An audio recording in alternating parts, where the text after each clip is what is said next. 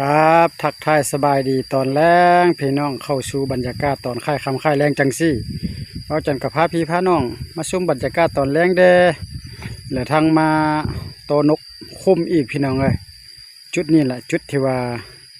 อันตรายนะเนาะเมื่อก่อนเบาจันกับมาเถือหนึ่งมาโตก็ได้ตัวหนึ่งอะไรพี่น้องได้อยู่พ้นเนาะอยู่ป่าสวนสลีเนาะแต่ว่ายังเหลืออีกตัวหนึ่งบ่ถึกพี่น้องทึกตัวนึงแล้วก็ไปอีกพอดีไฟเครื่องเสียงเบาจันกับพอดีมดเนาะแล้วก็เราจันก็ได้กลับเพื่อนได้ตัวหนึ่งมือเพื่อนได้ตัวหนึ่งบ่ได้เนาะเอาบ้านในเบาจันก็จะพาไปต่ออยู่วันส่วนสาลีเติมอีกเด้อพี่น้องเด้อก่อนอื่นก็จะได้ขออนุญาตเจ้าของเนาะงัวควายป่ายเขาหัวส่วนให้นาได้แหละเขาก็มาต่อนกซื้อบ่ได้เอาสาลีจักยางเนาะบ่ได้เอายางดอกพี่น้องเนาะนี่อยู่พูนเลยพี่น้องไปทางหน้าพุ่นละนี่สาลีอยู่พูนแล้วเนาะไปพี่น้องนี่แหละตอนค่ายคำค่ายแรงใจเสียกับไปล้อรุ่นติดตามเบิ้งก็จะมานบ่คือมันนั่นบ่หรือบ่มานก็จังคอยล้อรุ่นติดตามชมกับเบาจันไปพร้อมๆกันเลยไปพี่น้องบาดนี้เขาก็บ่ไปแคมป์ป่าเนาะเขาจะโตอยู่จุดกลางนี่ได้ยินเสียงตกปุกอยู่พี่น้องมีคนหรือบ่เสียงเขาโตอยู่ปุกเนาะตัวอยู่จุดกลางเอาเลยบ้านนี้เขาพอไปอยู่แคมป์ปลาสุดแล้วเนาะ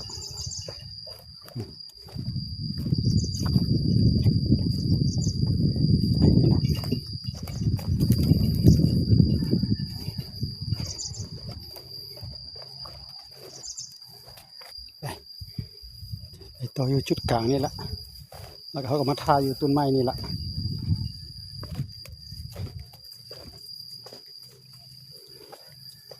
กันเลยมาอีกหอบเด้อขออนุญาตเจ้าถิ่นเจ้าฐานเจ้าของอยู่นี่เด้อเจ้าของสวนเด้อตัวอยู่วันนี้เนาะอยู่กลางอยู่นี่เลย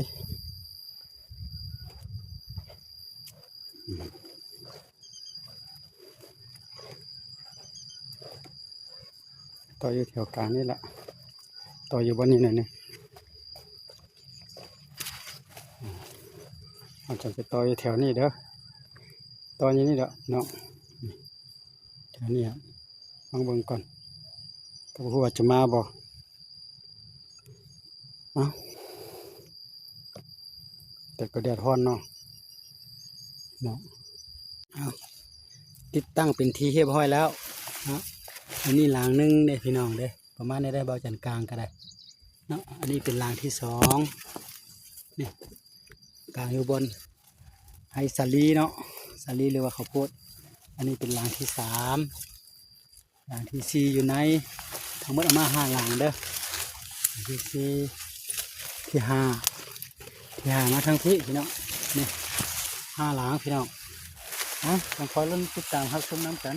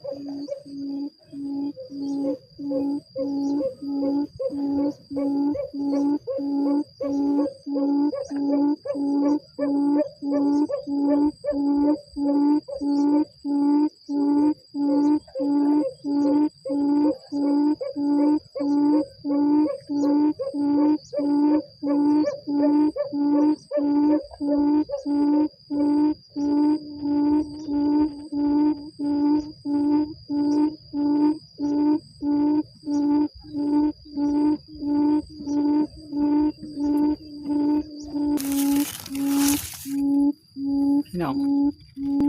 นกคุ้มไปอยู่แล้วพี่น้องเอาจันเก็บก่อนเนี่ยยังอยู่คือเก่าหมดที่หน้ามือถึงหันก่อนเด้อ บ่มาดอกหันอยู่คือเก่าหมดไปพี่น้องเบาจันจะย้ายมื้อถึงหันนกคุมบ่อยู่แล้วพี่น้องเมื่อนั้นเบาจันต่อหันได้ตัวเมียหันตัวนึงตัวเมียหันแต่มื้อนี้หันนี่เรายังมีตัวผู้หันบ่มาเนาะ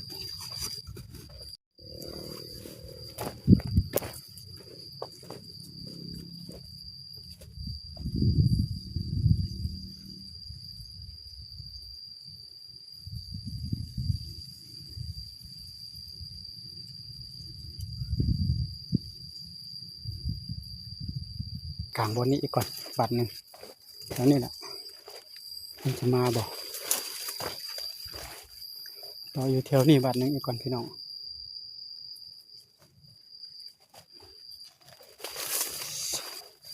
นกมาบ่อยู่แถวนี้บ่มีใส่บ่จักพี่น้อง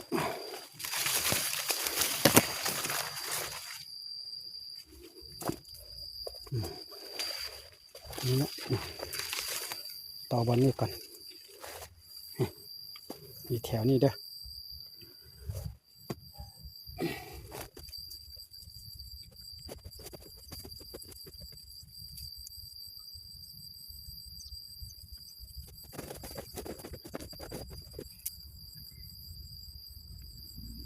ตัวที่เขาจะเอาเรียบ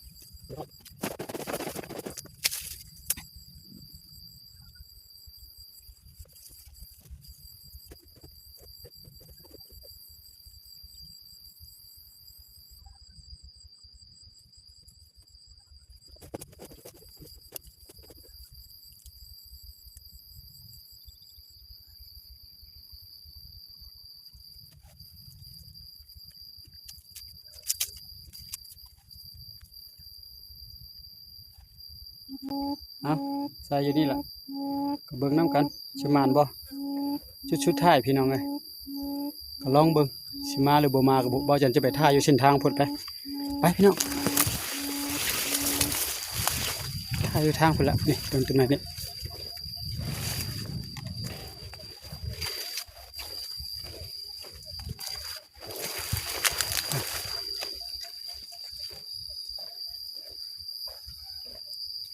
ลองท่าอยู่เส้นทางนี่แหละ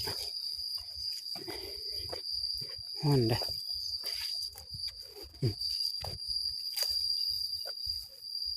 เมื่อกี้ตัวอยู่ลุมเดี๋ยวนี้ขึ้นมาเทิงนี่จิมานบ่พี่น้องลองเบิ่งเนาะถ้าประมาณตัวไว้ประมาณ15 นาทีแล้วก็จึงจะไปเบิ่งเด้อพี่น้องไปพี่น้องพาพี่น้องไปเบิ่งละแดดโอ้ยแดดเริ่มตาพี่น้องเอ้ยบ่ได้แดดออกมาทางนั้นแดดส่องตาอยู่คันว่านกอยู่แถวนี้ก็จะมาอยู่ดอกบันเทิงงานจะไปอยู่ลุ้นน้ำกันมีมานบ่ตัวเมื่อวันไม่ซื่นก็ยังบ่ได้ปีนกินพี่น้องเลยปลาอยู่หันละ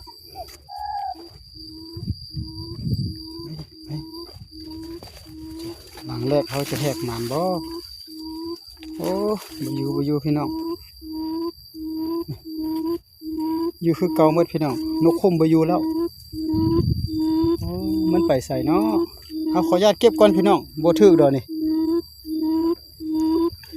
นกคุมบ่อยู่ไปทางใดประจักษ์เมื่อนั้นยังมีตัวผู้ตัวหนึ่งนะอยู่ไว้นี่เดี๋ยวบ่เห็นน้องถ้าว่ามีบอลไปจุดใหม่กับบ่าวจังก็จะไปอีกได้พี่น้องเด้อคันบ่มีแล้วก็บ่าวจังก็จะได้กลับเพิ่นไปเบิ่งจุดใหม่ก่อนออกจากโซนซันลี่นี่ไปบ่ได้ไหมนกคุมบ่อยู่แล้วพี่น้องเอ้ยมันหนีแล้วเนาะเมื่อนั้นได้ตัวหนึ่งยังมีตัวผู้ตัวหนึ่งนะแต่ว่าคิดว่าตัวใหม่ก็ไม่อยู่นะไปช่วยหาบอลใหม่คันมีก็จะโตอีกให้พี่น้องได้เบิ่งคันบ่มีก็ถือว่าก็จะประมาณซ้ำนี่แหละไปเบิ่งก่อนไปพี่น้องด้วยน้ำกันจุดสิ้นทางงูควายเข้าไปมาเนี่ยแต่ว่าได้ยินอ้ายเพิ่นอยู่นี่ว่านี่มีอยู่ว่าซั่นแล่นไปแล่นมาอยู่ว่าซั่นเขาจะลองโตเบิ่งก่อนจุดใหม่เด้อนี่นะ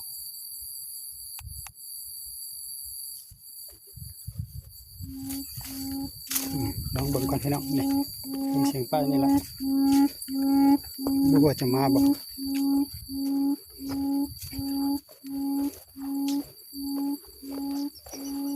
ไปเข้าไปท่าอยู่พุ่นละ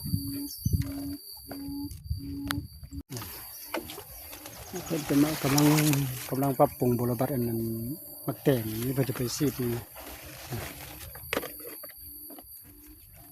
เคยมีอยู่บ่แถวนี้นกเนาะตอนเจ้ามีมักแต่งมีอยู่เนาะ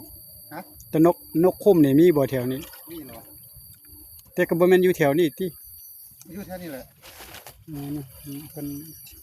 จะซีดสวนมักแต่งไงมักแต่งเพิ่นกำลังเบี้ยกำลังขึ้นหมดน่ะงามอยู่โอ้อันแต่ละปีก็คือจะได้ขายดีเนาะได้แล้ววะอืม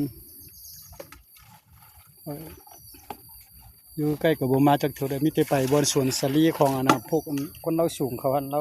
คนมุ่งเขาไปอยู่สวนมักแต่งเพิ่นหลายได้อพี่น้องจำเตแจเพิ่นได้อมาแถวนี้